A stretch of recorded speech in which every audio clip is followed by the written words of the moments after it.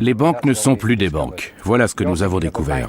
On croit qu'une banque, c'est un endroit où on dépose son argent, où on vous donne un petit taux d'intérêt, 1 ou 2%, et quelques années plus tard, vous récupérez votre argent. Les banques ont commencé à jouer. Elles font des paris, elles spéculent pour leur propre compte. Et elles se font appeler banques d'investissement. Les grandes banques françaises ou allemandes ont développé des filiales qui, à tout point de vue, ressemblent à Goldman Sachs ou à Morgan Stanley. Depuis 80 ans, derrière chaque grande crise financière, on trouve toujours Goldman Sachs. Déjà en 1929, Goldman Sachs était à l'origine du krach boursier. Même Groucho Marx y avait perdu toutes ses économies.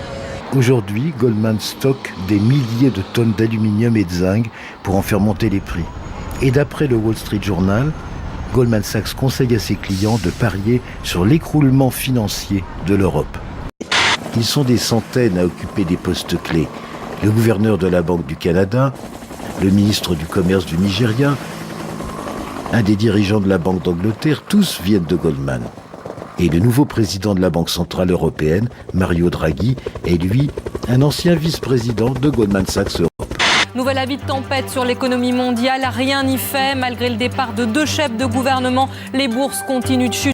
Nous ne vivons pas en démocratie, mais dans ce que le philosophe Sheldon Wolin appelle un système de totalitarisme inversé. C'est-à-dire que plutôt que de s'organiser autour d'un chef démagogue ou charismatique, ça s'exprime dans l'anonymat de l'État-entreprise. Et puis notons au passage que cette crise financière aura fait tomber une dizaine de gouvernements déjà en Europe.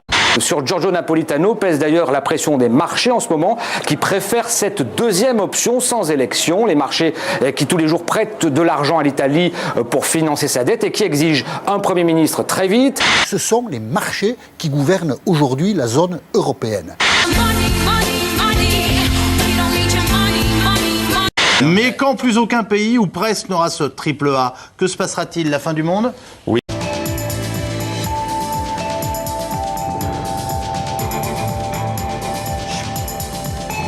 Ce soir, les marchés restent nerveux, les taux d'emprunt de l'Italie se maintiennent au plus haut, l'effet Monti se fait attendre, l'homme pourtant est un financier de la planète, de la galaxie Goldman Sachs.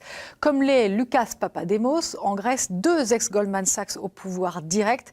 Est-ce bien raisonnable pour la population? Début de réponse avec Paolo Bozonin. Banques et barons hors des institutions, dit cette banderole devant le Parlement. Pas la peine pour ces manifestants de payer plus d'impôts pour rembourser la dette si c'est pour rémunérer les spéculateurs.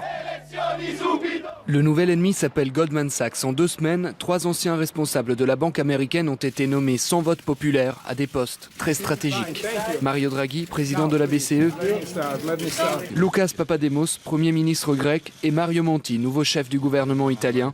Tous ont travaillé pour le géant de la finance. La dictature des marchés sur la politique est désormais une évidence, selon le président de l'autorité des marchés financiers. Ils sont puissants. Ils ont fait pression sur le jeu démocratique.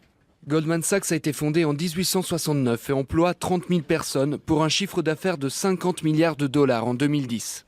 Selon le New York Times, la banque a encaissé 300 millions de dollars pour aider à maquiller les comptes grecs.